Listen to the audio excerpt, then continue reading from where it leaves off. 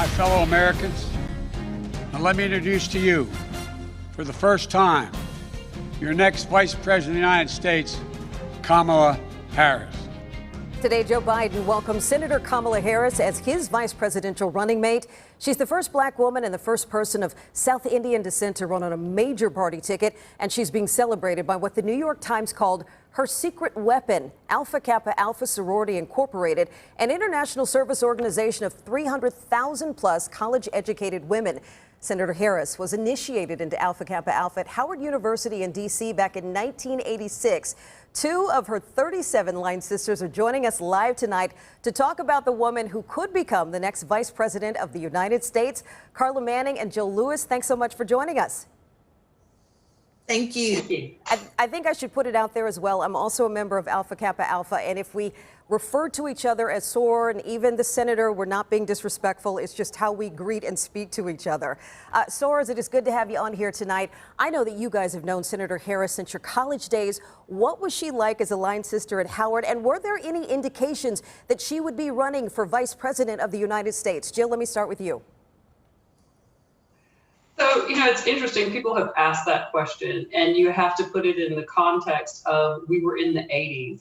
This was not a time period where you even saw African Americans on commercials or television in ways that, were non-stereotypical, quite frankly. And so to be able to project forward into someone becoming president or vice president, that was just a step beyond what you really thought would happen in those times, I would think. I think a lot has been said about Sor Harris's connection to Howard University and Alpha Kappa Alpha and how it shaped her into who she is today. Carla, can you talk a little bit about that? Sure. So the sorority is, we are a group of women, and we believe in service and sisterhood. And, one of the things that we are taught or is influenced is just to always be, excellence and to bring our best foot forward. Mm-hmm. Also, even in terms of Howard University teaches that as well. And so Howard University, I believe, shaped Kamala to who she is today, as well as a sorority.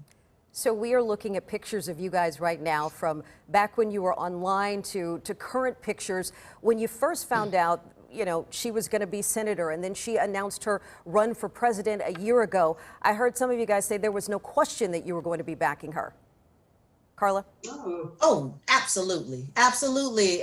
We would back her.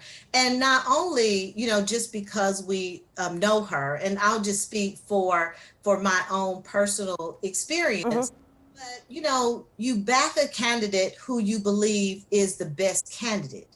And so she is the best candidate in my viewpoint. And I believe that she has everything that it takes to be the next vice president of the United States.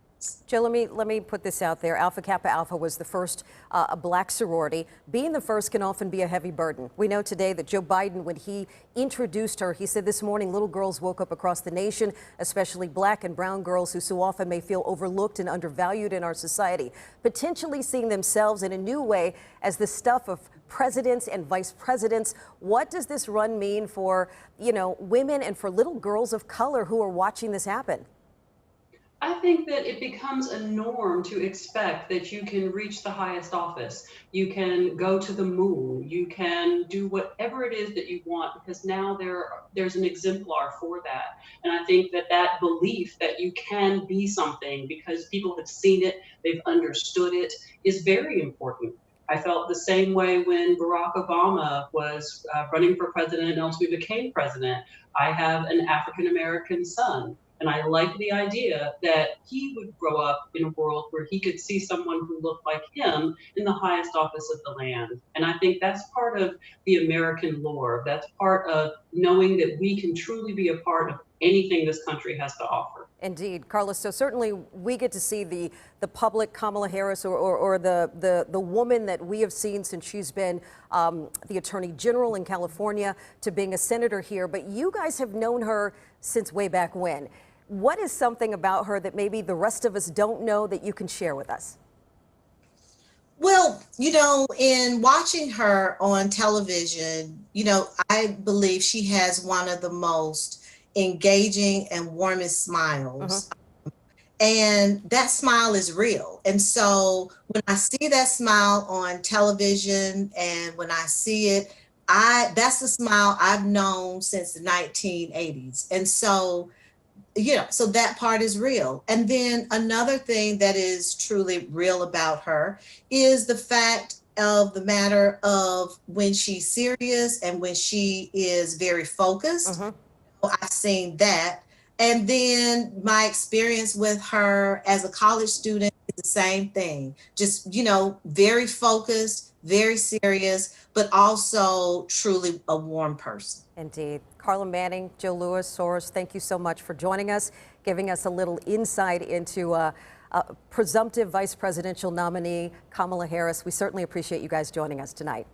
Thank you. Good night. Thank you.